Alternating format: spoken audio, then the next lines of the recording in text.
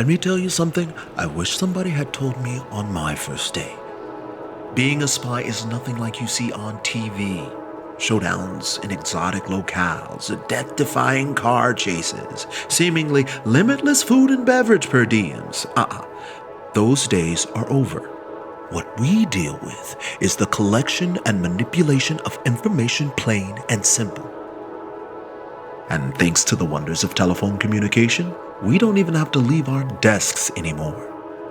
Is it fun? Not really. Does it pay well? Well, that depends on how long you've been here. But listen, if you keep your head down and do what's asked of you, 15, 20 years down the line, you could have a nice looking corner office just like this one. Heated underground parking, too. Not too shabby, is it?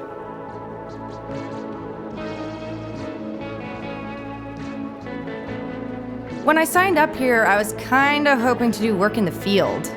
Of course you were. Take it from someone who spent their entire 20s having the wind blow through their hair. Sooner or later, we all have to settle down and manage expectations. Better to do that now and get a head start on everybody else. Fair enough. What's your name again? Kovacs. Noomi Kovacs. Cute. But try to knock that fantasy nonsense out of your head. We're doing serious work here. Since it's your first day, let's see what they taught you in the academy. The woman we're about to call is Lacey Mendoza. She's a production manager at our latest competitor, Rev Inc. Our top engineer, a fellow by the name of Sebastian Cartwright, was working on a top secret project when he was abducted along with his plans. We're beginning to think that Cartwright might be involved in whatever they're doing over there at Rev, and possibly against his will. There's 3 things I'm going to need you to find out. 1. Where this test facility is located. 2. What's the easiest point of entry. And 3. Whether or not they have Sebastian. I pulled all the information I could on Lacey and compiled it in this scrapbook. It's not much, but it might help you gild the lily. Any questions? Enough talk. Let's call her up.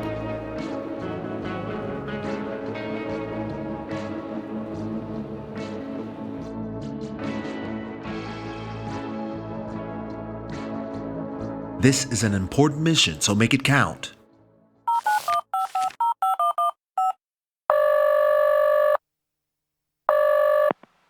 Bliss and blessings unto you and yours. This is Lacey. Who's speaking?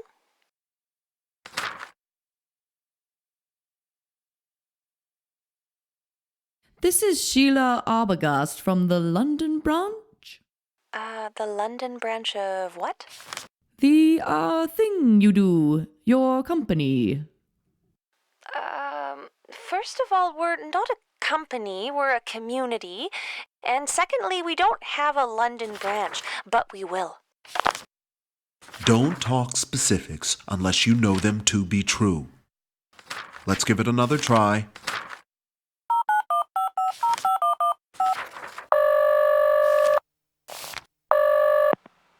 Bliss and blessings unto you and yours. This is Lacey. Who's speaking? This is Lindsay Fellows from Falcon Crest Fiduciary. We're calling about your student loan repayment. Will you people ever give up? I'll pay you back when I'm good and ready. Until then, leave me alone. If you want to get information from a mark, it's usually best if you pretend to be someone they want to speak to. How about you do a different voice and try it again?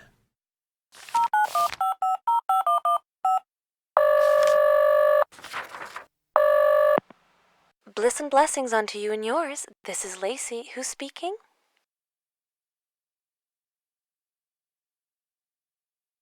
Only the best roommate you've ever had.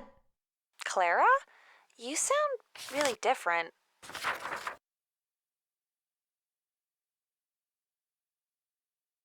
So do you. I actually thought you were a man when you first picked up. Really?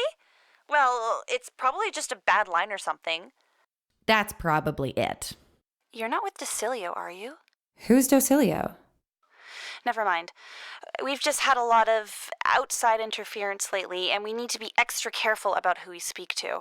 So if you really are Clara, I'm going to need some proof. Why don't we start with you telling me the address of our old apartment?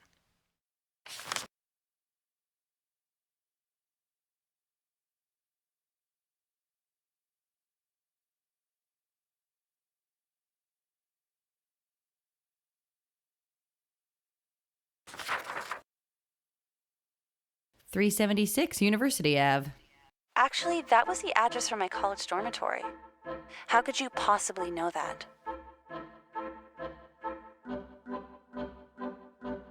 I remember everything. You must have told me at some point.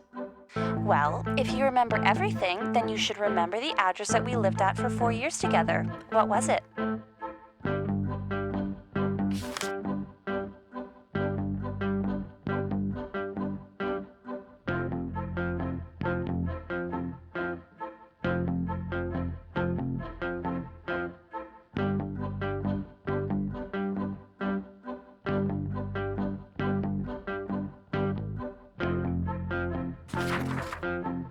.42 Overlook Terrace. Wow, it really is you! But how on earth did you get this number?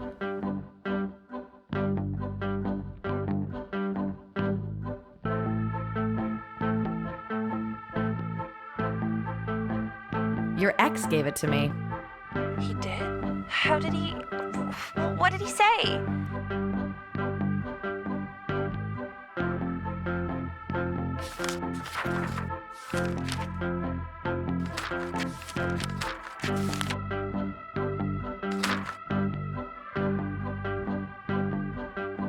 He says that he's ready to change.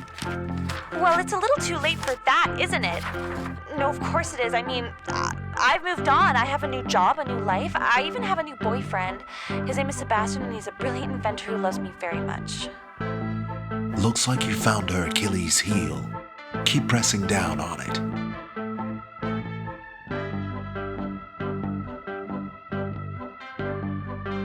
He says you showed him the light. From what I've seen, he's an entirely new man. Really? I don't know. I have a whole new life with Sebastian now. I'm actually with someone who shares my values and wants to make the world a better place.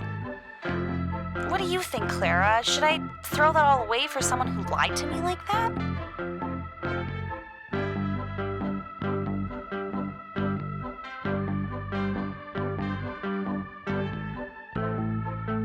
Forget about what happened at the altar. You two were really the perfect couple. I'd be lying if I didn't say I missed him. Why don't you tell me where you are, and I'll have him come meet you? Are you absolutely sure I should be doing this? Absolutely. Okay, we launch in 4 weeks, so I'll break it to Sebastian after then. Is there any way he could come visit you before then? That might be tough. The company has had a few problems keeping personnel, so they had to initiate lockdown measures to keep some of us from leaving. The only way in is through a sewer grate at the side of the island. Where are you exactly? A small island 30 miles northeast of Tahiti. Sebastian says we need to keep a low profile to avoid sabotage. Don't tell him to come, though. I need to handle this in my own time. Of course. I have to get back to work, but thank you for reaching out like this, Clara. You really are a blessing. Anytime, Lacey. Anytime. That was ruthless. Never have I seen a rookie take so quickly to the kind of unconscionable duplicity this line of work calls for. Oh, you keep that up, and you're gonna make it far in this business. Take a break. You deserve it.